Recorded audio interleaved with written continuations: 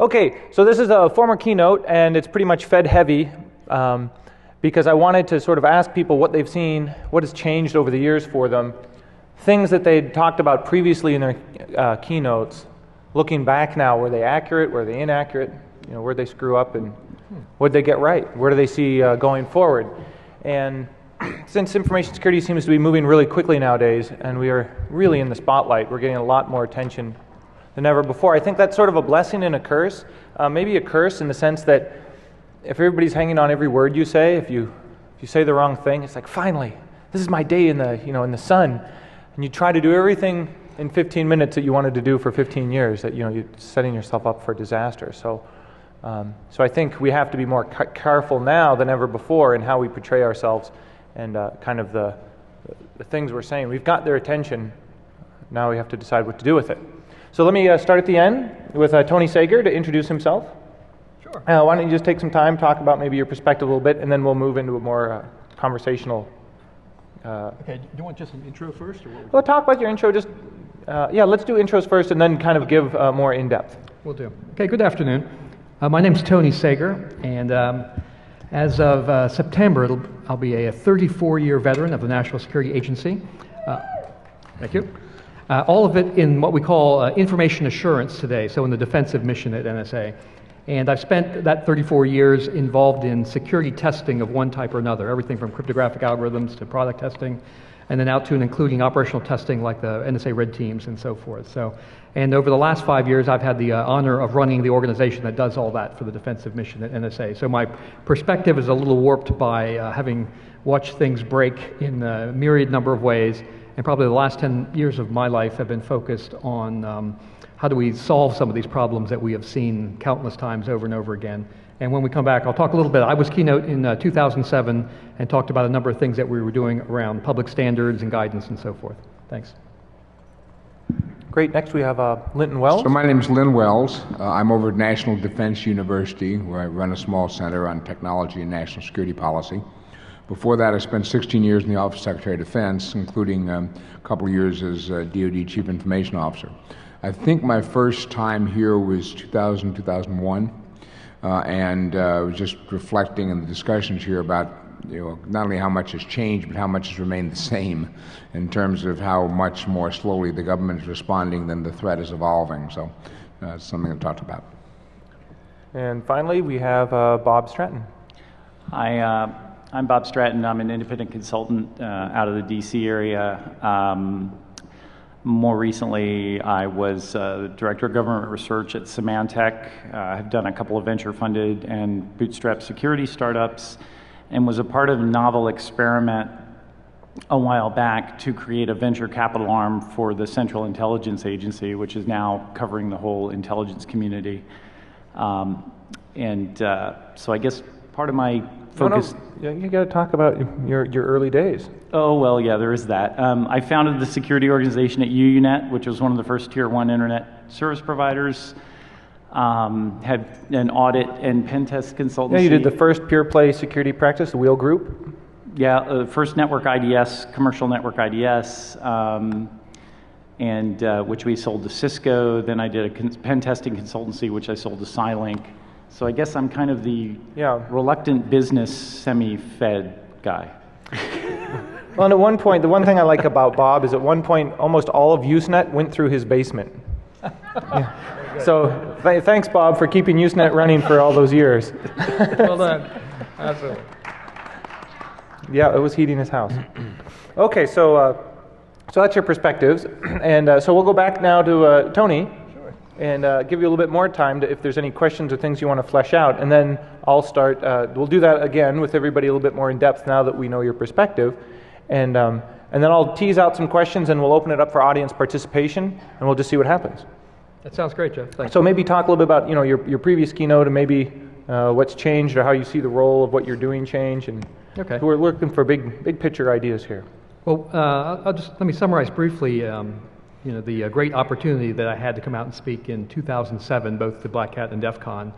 And in a lot of ways, it was sort of a coming out party. That is, we were really going public with a lot of things that we had been doing.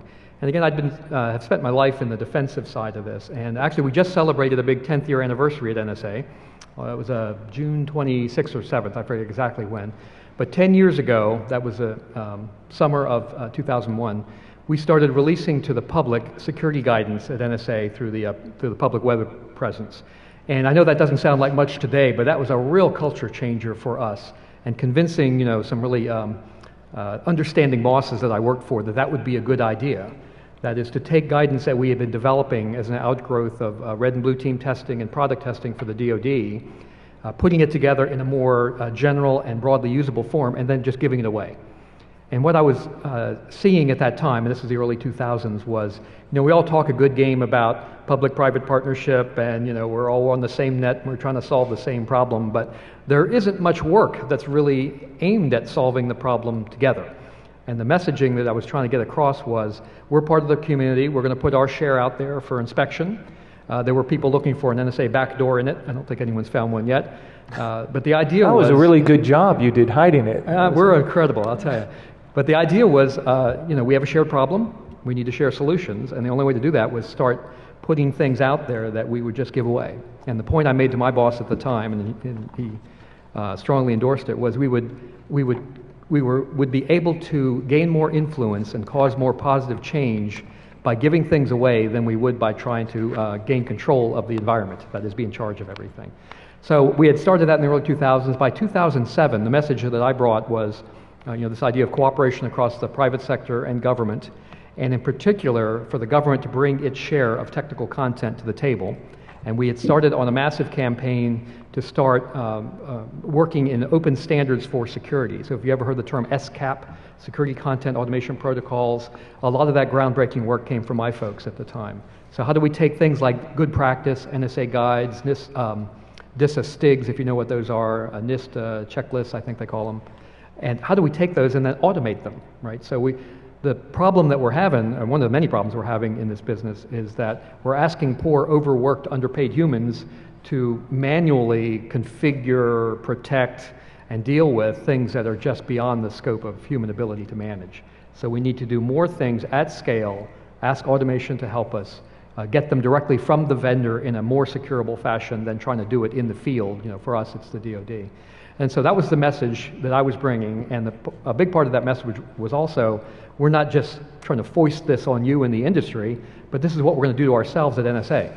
That is, we're going to break down the barriers between things like red teaming and blue teaming and product testing, and use the same standards to create information in the same form so that we could naturally move from detecting a problem to fixing a problem. So that was the message that I brought out here in 2007. It seemed to go pretty well, brought us a lot of new partners, and it gave us a chance to kind of put the case on the table.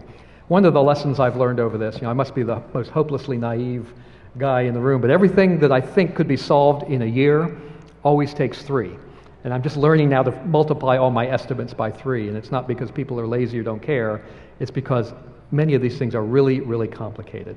That is, we've got a lot of problems to solve, and they're not conceptually as hard as they are, in our terms, operationally hard. If you're trying to do something on the scale of a DoD, there's just a lot of things that have to go right, everything from money to acquisition to training to technology. And you can't ignore any one of those kinds of things. So that was the message of the time. Now, what would you say, yes. Did you take any lessons away from your speech at DEFCON? Were you received positively, negatively? Did you think that you were a leper back at work for coming out? And Well, it took some convincing, right? Imagine. But number one, the reception at both Black Hat and DEFCON was just overwhelmingly positive. Really, this idea of community and working together. People, I think, weren't used to hearing that message as directly from the government. On the government side, it is complicated also, though. That is, so here's a premise that I have. I know you would appreciate this, Jeff. I mean, the world that we're living in, right? We're all using the same technology, good guy and bad guy. We're on the same network, good guy and bad guy. Anything like the DoD, any enterprise, is now hopelessly dependent upon all its partners and suppliers, right? They're in your network, they're part of your supply chain. So the world is very deeply connected in a lot of ways. So the lesson for me that sometimes I have to work to get people to understand, is that there is no boundary to something like the Defense Department, right? There's no network perimeter, there's no boundary. I mean, we have perimeter devices and all that, sure, but the perimeter really doesn't exist in the way we would like to think of it. And so, because of all these factors, you can't secure the DoD, right? You can't make it better without everybody getting better. Mm-hmm. Right? Everyone has to get better. And that's not a bad thing, right? That's exciting and positive. But here's the real test. This is a test of kind of culture and where you come from. At the end of that sentence, I would put, comma, everyone has to get better, including the bad guys. Right? If you're really going to reshape the industry, have standards for security, improve the content, that's the technology that everybody's using. When the water rises, even the bad guys' boats rise. Yeah. So learning to operate, from our perspective in the DoD, in such a complex environment, I think is one of our great strategic challenges. So that's the lesson for me, is to kind of, how do we think about this differently than, there's no neutral ground between us and them, right? We're really all connected in a deep way that is just hard to, that I don't think we can extricate ever again. So, thanks.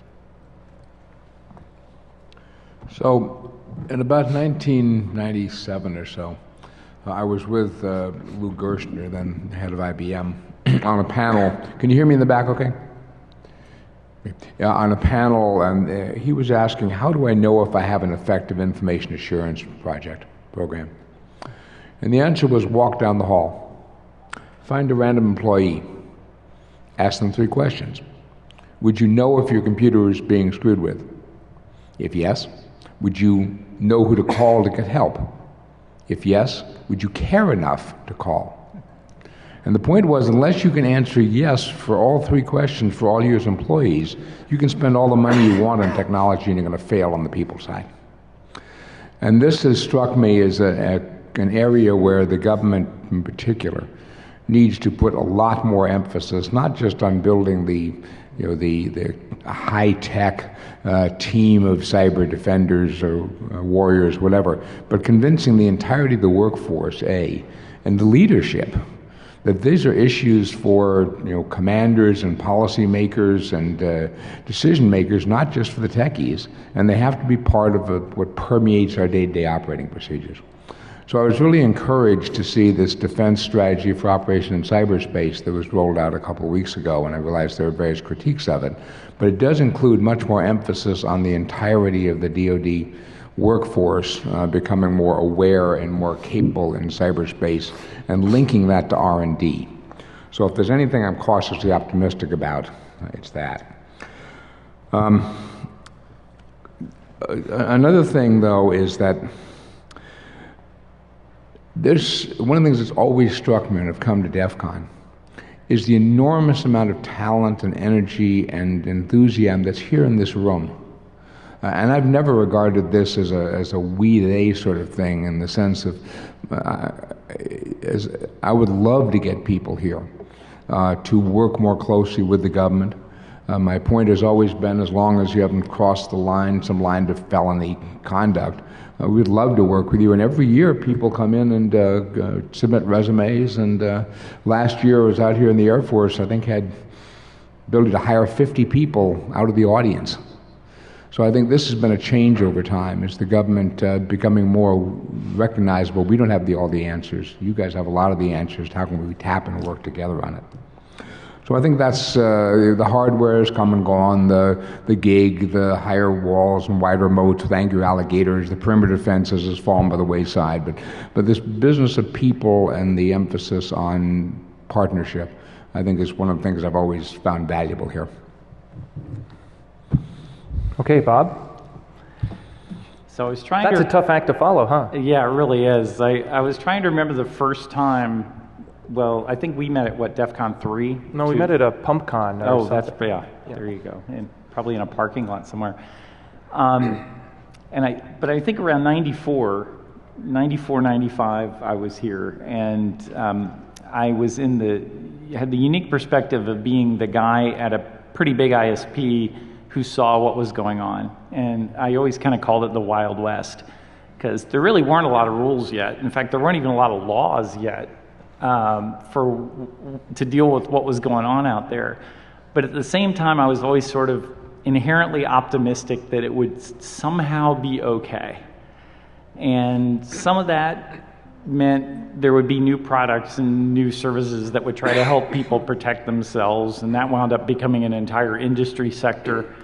But also that people would kind of try to help each other in the process of figuring out how to make all this stuff work together. And I think what's one of the more interesting things that we had seen back then was that some of the groups that were doing standards work weren't doing it in quite as, have to be diplomatic here, bureaucratic a way as some of the traditional standards bodies. And I remember this one phrase that sort of told me that I was in the right place, which is from the Internet Engineering Task Force. They said, "We reject kings, presidents, and voting. We believe in rough consensus and running code."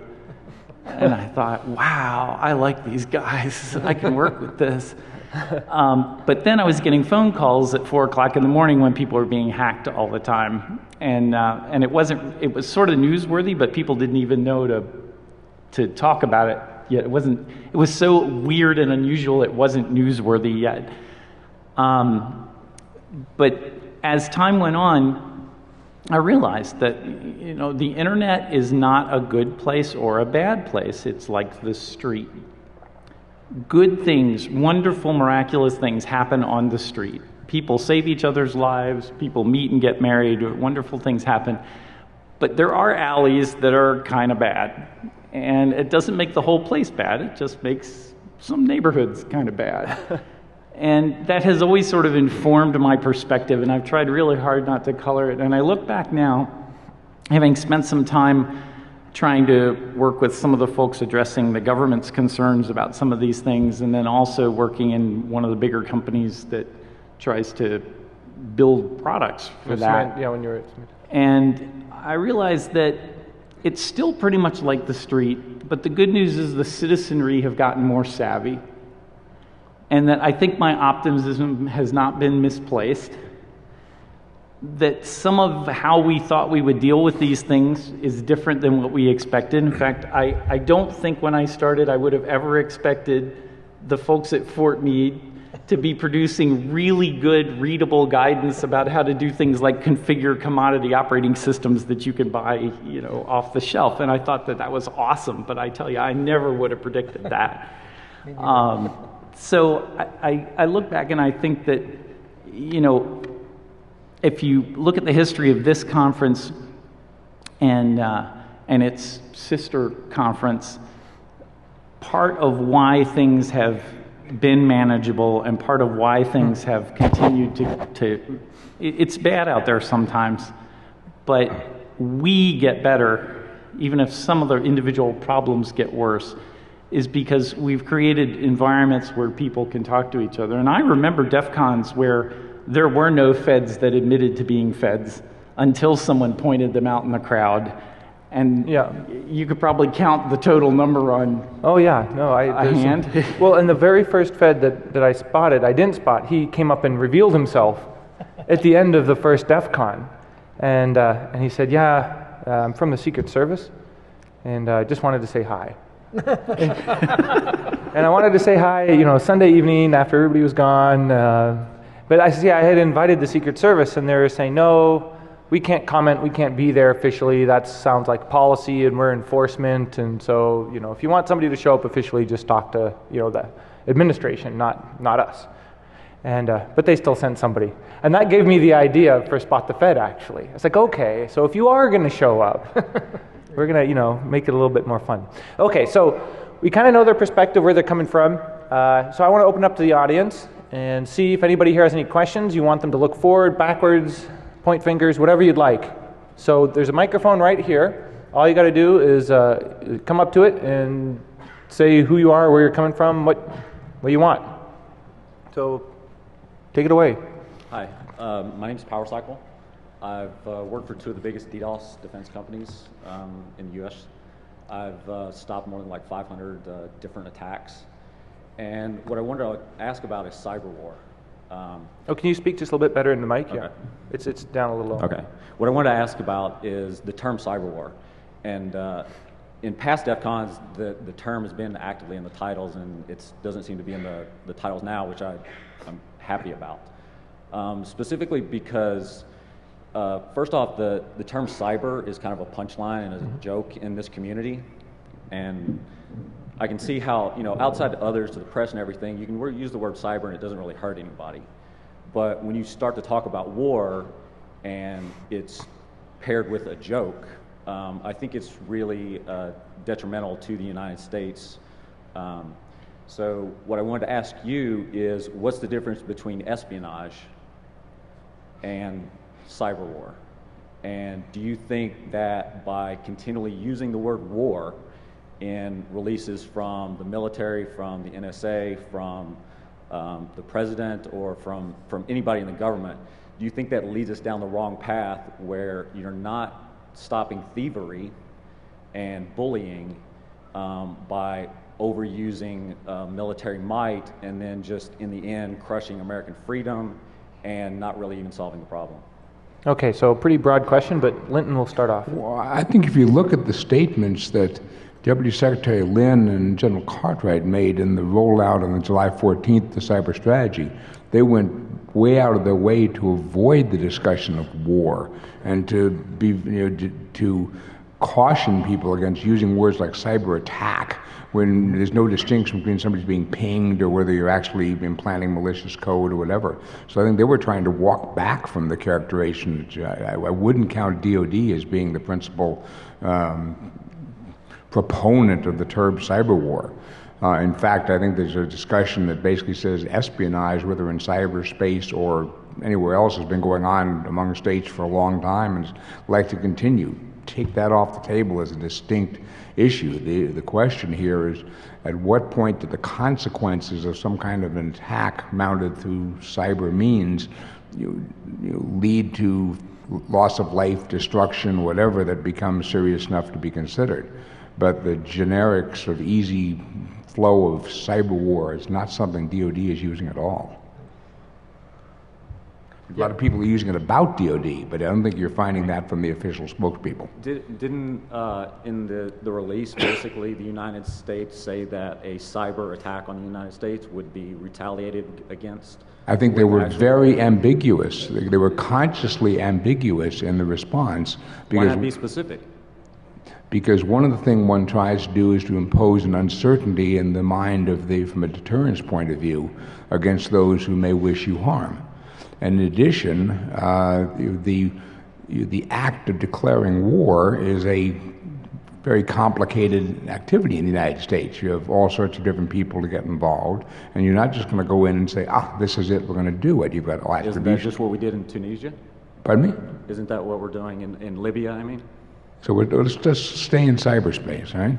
I'm not going to get into a big discussion about U.S. policy. I'm just saying that in the case, they were very clear in the discussions on July 14th about not being explicit in their red lines as to where what a cyber attack would constitute various acts, but also to reserve the right to respond through a wide variety of means if the level of damage warranted it.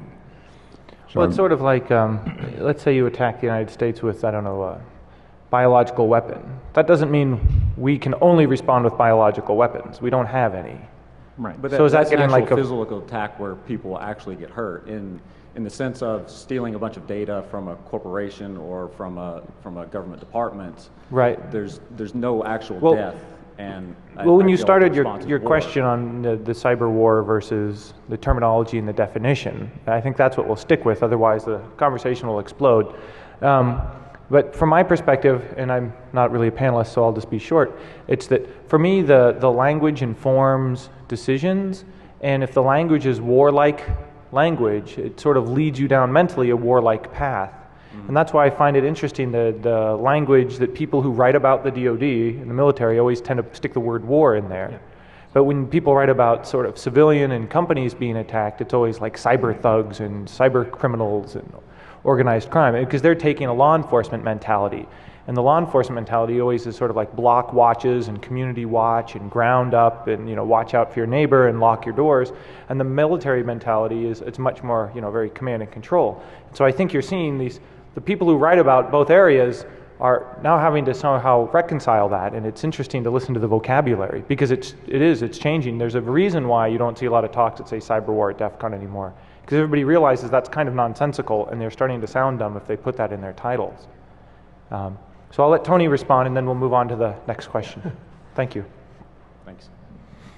Oh, just a word or two to echo Dr. Wells. I mean, and I don't think you'll see that kind of language. The war has a particular meaning in the Defense Department. Yeah.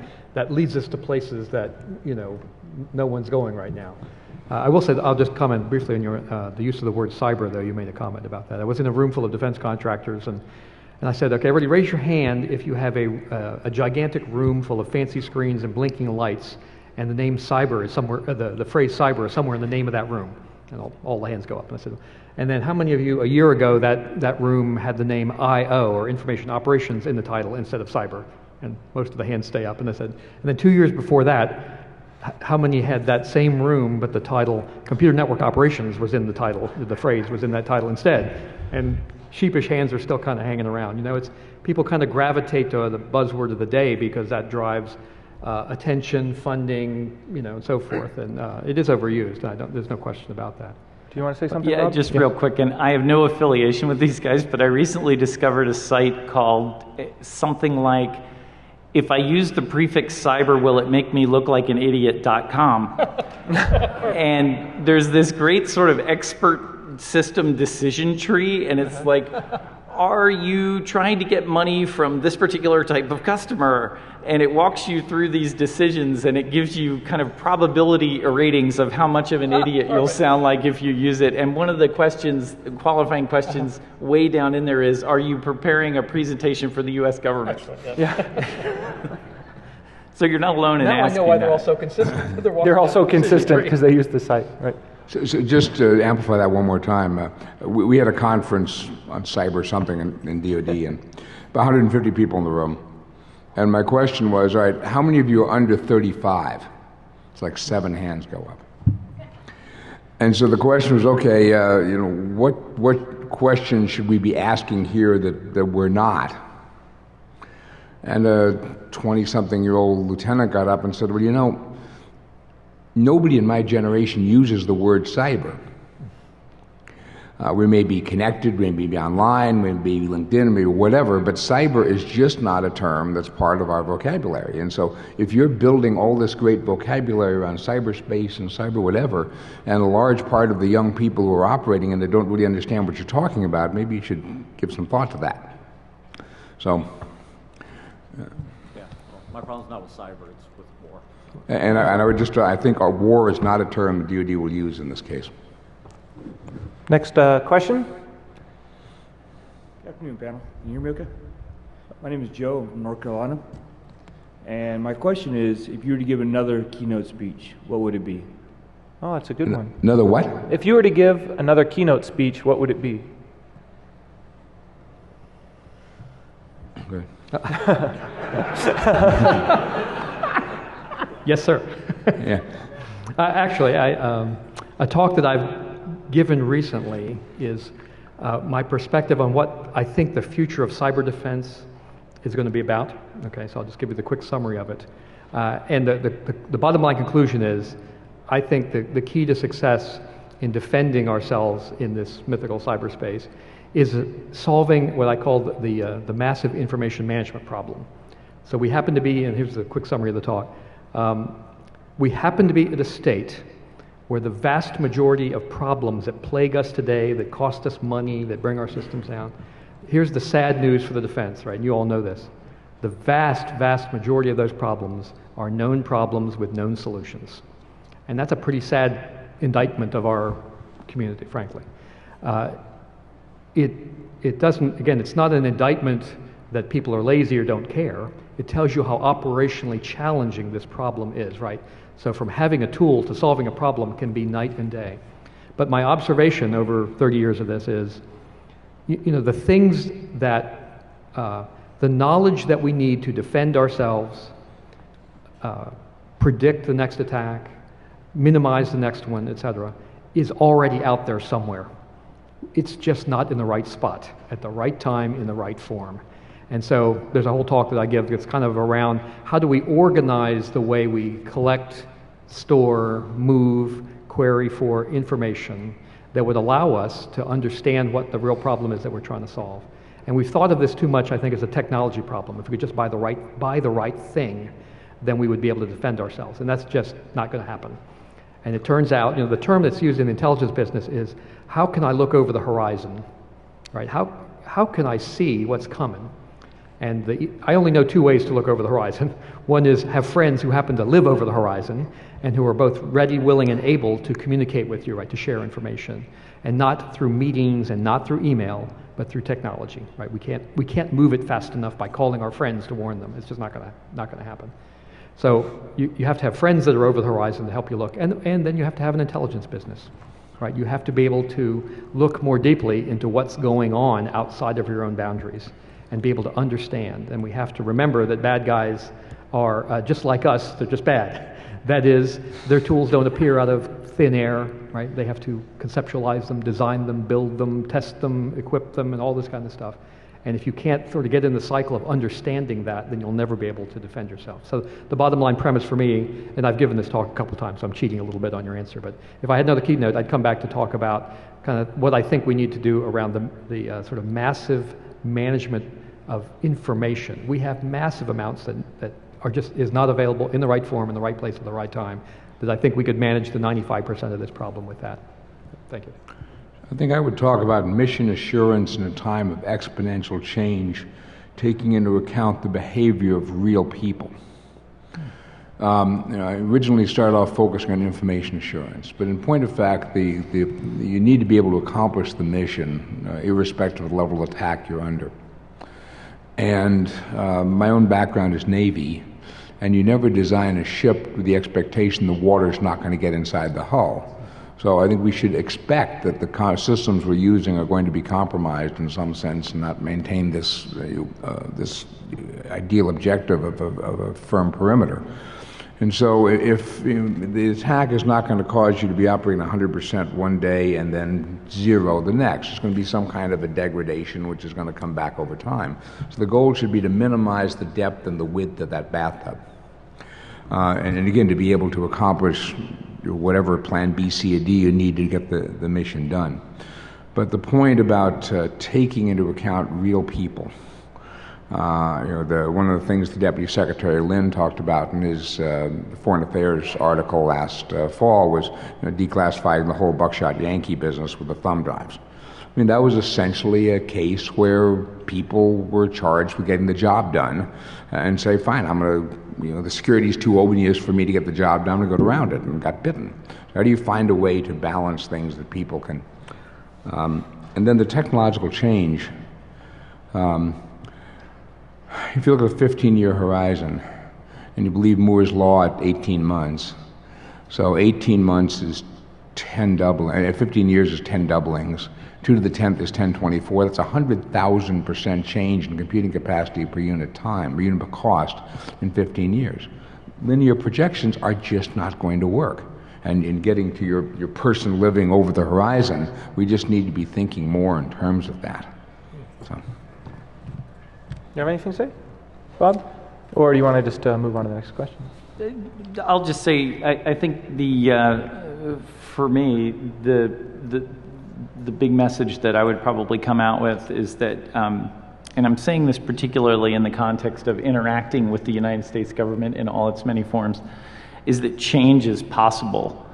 And it sounds kind of simple, but I was a part of this grand experiment to try to figure out how to get access to early stage technology to a part of the government that felt like they didn't have that the way they did 20 years before, say in the 70s. And you could argue that some of it kind of worked. So I have to do this as a show of hands. How many people here have used Google Earth? Okay. So when I was at this experimental thing called InQtel, making venture capital investments, we were faced with this problem. How do you take high-resolution imagery, send it over low-speed connections, and render it on commodity computing hardware? Because your alternative is a guy with a mainframe in a basement in an air-conditioned building printing out maps who's nowhere near the guys who need the maps. And I looked at probably 5 different technology approaches to this, and we found this little company that admittedly, ironically, had named itself Keyhole, that had only been used by realtors in California to show houses. And we made an investment. I think it may have been their first round of investment. And eventually Google bought them, and that's called Google Earth. So don't think that things the government is doing to solve hard problems that it has may not directly also address hard problems that we all have. And so one of the messages I had to take into them was, your problems are not that special sometimes.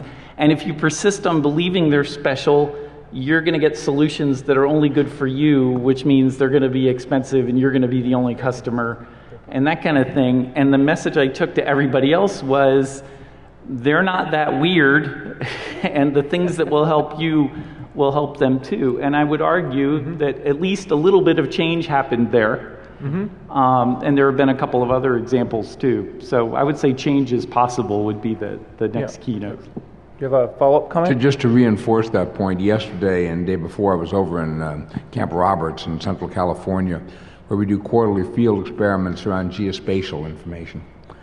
And the whole 2 days that I was there, one of the tracks was spent on a discussion with National Geospatial Intelligence Agency on how to get imagery released to people who need it in time.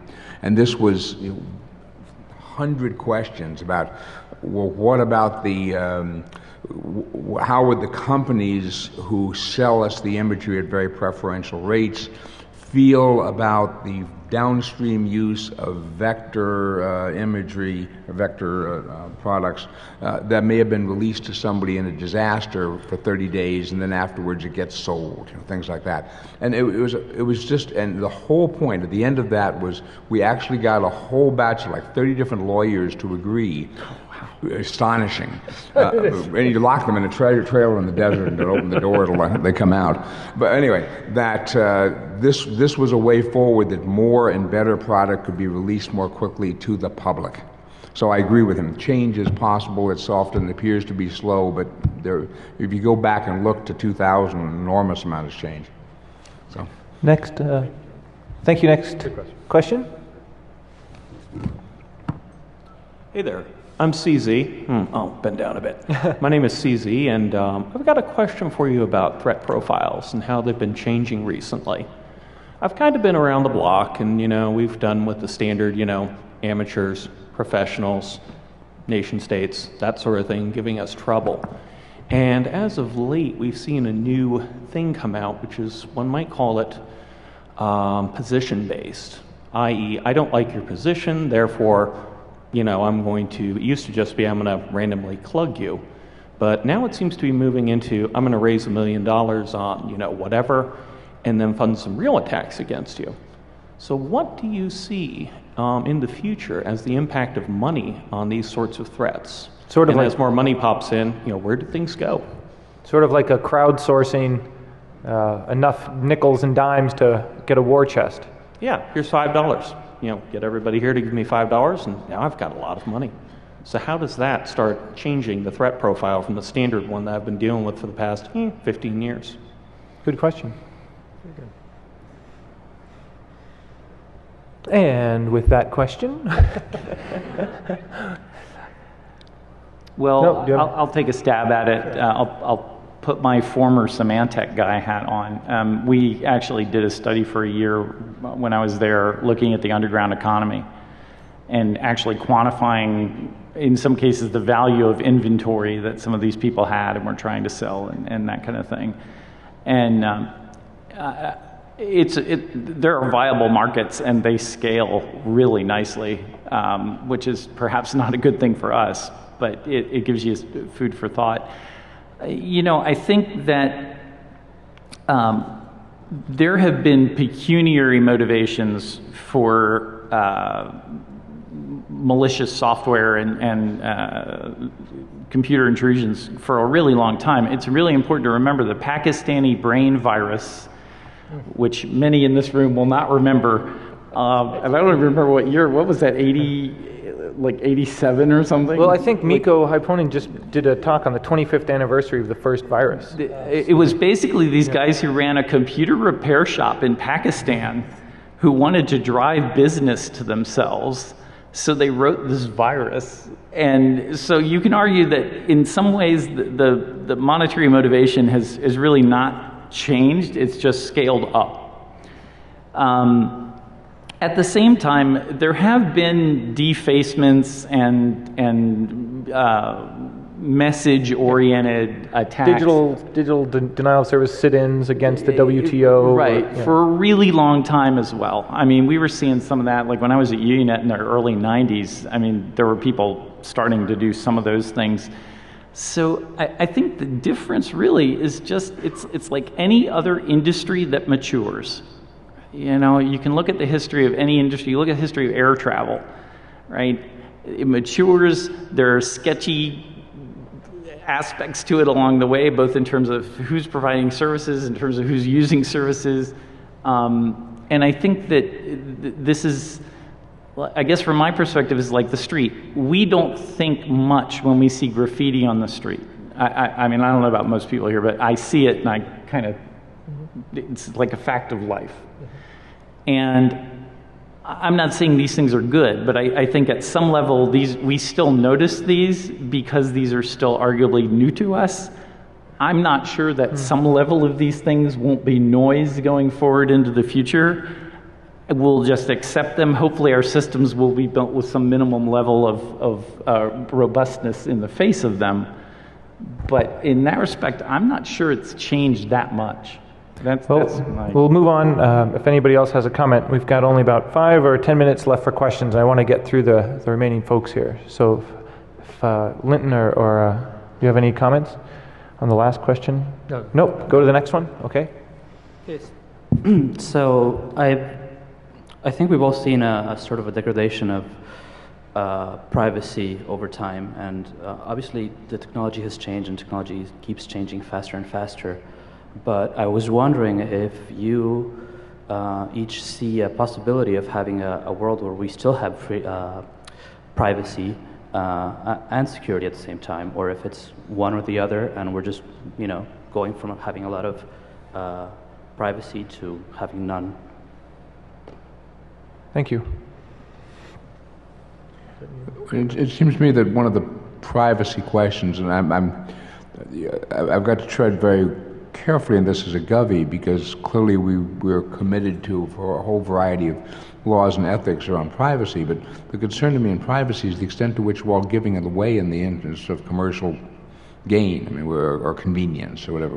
We share our locations via our cell phones. You can, there are all sorts of companies who say where this location-based service information is marketed to a department store to know that, you know, on the third floor men's department there are people 10 o'clock in the morning, an average of 3.4 customers who've driven 6 miles to get there and stay for 13 minutes. But if I offer a 20% sale, I'll get 6 I mean, all that stuff is out there, and we don't seem to be caring about the privacy ramifications of what chicken could come home to roost with that. So, you know, from my standpoint in the government, we will defend very vigilantly the sets of laws and rules we're under.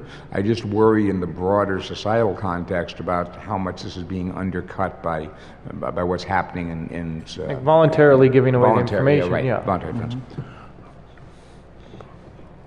Yeah, I don't have much to add. I mean, whatever you think of the National Security Agency, you know, folks like me don't stay there because we don't like the Constitution and don't care about laws. You know, we really do. And if you want to hear heated debates about such topics, you know, get inside our borders sometime.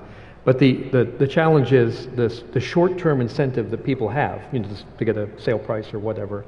You know, when you give information away, you sort of give it away forever, right? And the long-term implications are the really frightening part of this, which is you can't pull it back. And you know, I've got 3 kids. I want them to grow up in a world where they feel safe and that, you know, their information, they have some sense of control over it. And in a lot of ways, we are giving away control of information at massive scale. So I'm not sure whether, these are questions for big thinkers about the sociology of the future to talk about. But clearly there's things that we need to do on the technical part of this, right? So that what happens to information, right? That machines, that there's a certain level of due care about the handling of information. That clearly doesn't exist today, right? And so anyone who's, the previous question about hacktivism and political interests, people that have no business having access to information today can do that and cause long-term implications for you as an individual. And we, at least on the technical side, we've got to find ways to manage that much better. That it's just not so trivial to give that away and lose control of it forever. Thank you. Thank you. Okay, I think these will be the two last questions here. Hi, my question might actually be for the Department of Education, but I thought I'd ask these guys too. There's an educator. Basically, back in the day, there used to be things like home ec and driver's ed and things like that you had to do in high school. Is there any push to get things like not cybersecurity, information security or information assurance into the curriculum in schools so that we actually educate the population? Well, certainly in the STEM education programs, there are a number of efforts. And if you've seen that, you've got DEFCON Kids here aimed at 8 to 16-year-olds. So I think there are, but I'm not sure it's anything more than hit and miss, and somebody particularly is interested in doing this. I mean, NSA has the nation has a very robust training project for cybersecurity. I don't know if that really gets to your question about how do I raise a responsible digital citizen through our normal education processes. Well, there's NSA Centers of... I'll mention that. Yeah. We co-sponsor with DHS a program called the Centers of Academic Excellence in Information Assurance. And I don't know the numbers, but there's 100+ schools that are involved with that. There's, we review curriculum, and they qualify or not under that program. And that started, I think, over 10 years ago. The concern there was both the general education, but also increasing the pool of people that can work in this business. There's a lot of recognition nationally now that the pool of practitioners is just not big enough, right, for the DoD, for private industry, for everybody. And so we both need practitioners, but also general understanding. So there's a number of activities that we're involved with in other parts of government to look at this. There's a number of private sector organizations that have popped up, and the common wisdom is the pool is several multiples smaller than it needs to be. If we can't increase that pool, then we stay at what I would call the cannibalization stage, right, where we're filling our needs by hiring them from the other guy, not by bringing new people into the pool.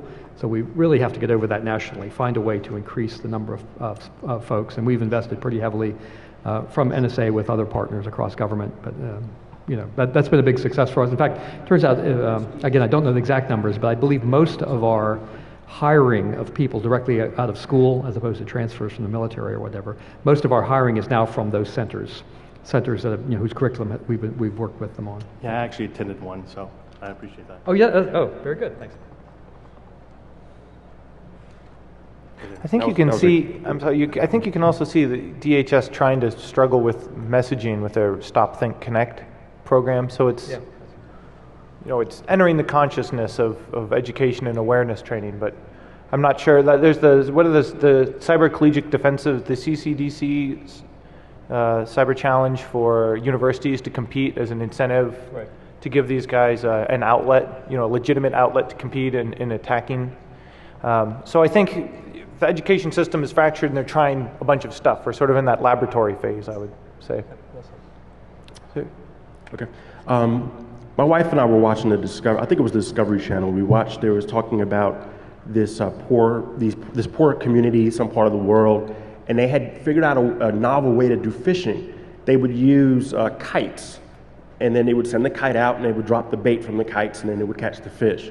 And to me, that sort of is the essence of hacking. Using something that, using something in a way that it wasn't intended to be used. And in this case, they were using it to improve their lives. Is there anything that you guys, from your experience or from your insight, can see? Is there any technologies that you guys can see that can be used, simple technologies that can be sort of quote unquote hacked to improve our lives? We talk a lot about information security and people trying to break into things, but what about breaking things to make things? That would be like maybe like, I don't know, taking a product that does one thing and make it do another, and that other thing happens to be really useful. Yeah. I mean, there's a great stories about people hacking bicycles in Africa to turn them into knife grinding, scissor sharpening, and generators. You pedal and charge people's phones and things like that. So I think the whole issue of hacking equipment is really interesting. To me, in this case, one of the explosively innovation areas that we're going to see is three-dimensional printing. Mm-hmm. Yeah. I don't think, I certainly until the last couple of weeks hadn't begun to realize the potential implication this has, not only in what you can make for what you intended it to, but in this idea of hacking it for unintended uses. Yeah, the three-dimensional printing stuff's amazing. It really is. Yes, we hear you. All right, so with that, I'd like to get a round of applause for the audience, and from the audience. And are you guys going to be in the Q&A room for a little bit to see if there's any interest? So there's a Q&A room, of course, following each session. Our speakers will be there for a little bit in case there's any questions. You can follow us. Wait, I've got to go do something. But you can follow the speakers and ask more one-on-one type questions with them if you'd like. And then It's down the hall, almost all the way, second to last room on the right. Down the hall, second to last room on the right, or you can just follow the speakers. So again, thank you very much, and I'll see you around at the con. Have a good adventure here this weekend. Before you go, the blood drive tanks were full in 1 hour. Oh.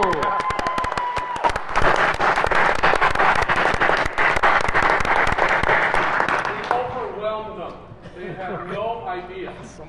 And there's a 12-page list of people who are coming back to get blood and marrow. So you guys rock. Wow. Thank you. Wow.